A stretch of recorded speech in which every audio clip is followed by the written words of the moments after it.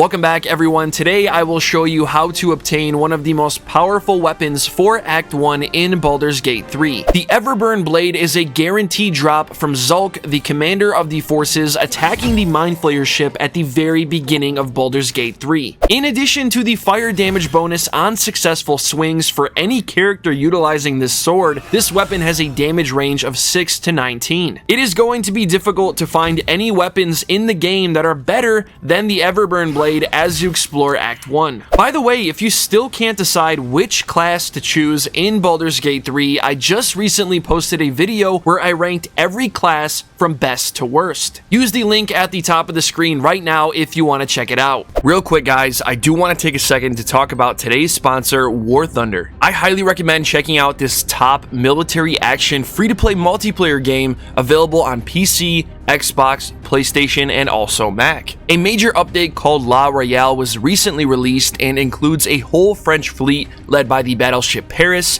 the legendary BTR-80, Su-39, and many more. Visual effects have also been significantly improved. Various parts now fly off of a tank when it explodes, and when ammunition detonates, only a turret and crater remains. In War Thunder, there are many both renowned and prototype vehicles to choose from. Each unit has its own features and actually feels different in its control. All of the maps look super realistic thanks to the updated effects and realistic sounds. You can download War Thunder for free from the link in the description. All new players or those that haven't logged in over 6 months or more will actually receive 100,000 silver lions, a week of renting German ground vehicles, 3 premium vehicles as a gift forever, XP boosters, a week of premium account, and other bonuses. Hurry up and get all of these from the link in the description. The season of German gifts will soon come to an end. The one thing about the Everburn Blade is the fact that it's really not that easy to acquire since Commander Zulk is level 8, and depending on the level of difficulty you are battling him at, his hit point bar usually has over 100 points. He's actually a completely optional enemy, so in theory you could just ignore him to advance the plot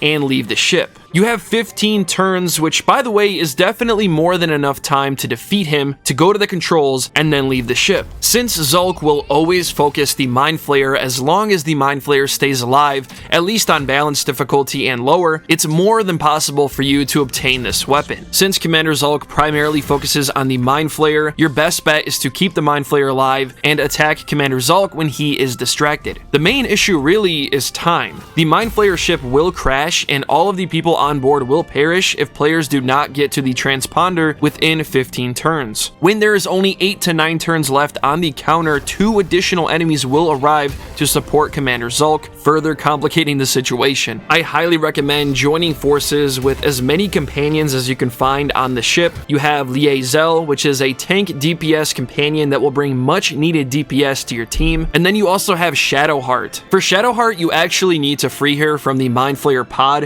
where she's imprisoned before you can actually recruit her. The Eldritch rune used to activate her terminal can be found on a dead Thrall's body in another room just past Shadowheart's pod. To free Shadowheart, use the rune to interact with the console next to her. You can even join forces with the Intellect Devourer, which you can find pretty early on inside the ship. When battling Zulk, an extra set of hands will be extremely helpful, especially considering all party members' hit rates will typically be around 30 or 40%. The best time to actually start fighting Zulk is after you've dispatched the initial wave of creatures near the entrance. Since the Mind Flayer will be the primary target for damage from Commander Zulk, use any skills and spells to heal and boost the Mind Flayer whenever you can. The Mind Flayer's attacks will do much more damage than yours, and the Mind Flayer will also hold all of the attention of Zulk as long as they are alive. The most crucial thing to keep in mind when battling him is that you need to quickly surround him and use all of your buffs in hopes of taking him down as quick as possible. This is important because after a while he will start creating minions to aid him, and you'll find yourself in a lot of trouble if you wind up fighting them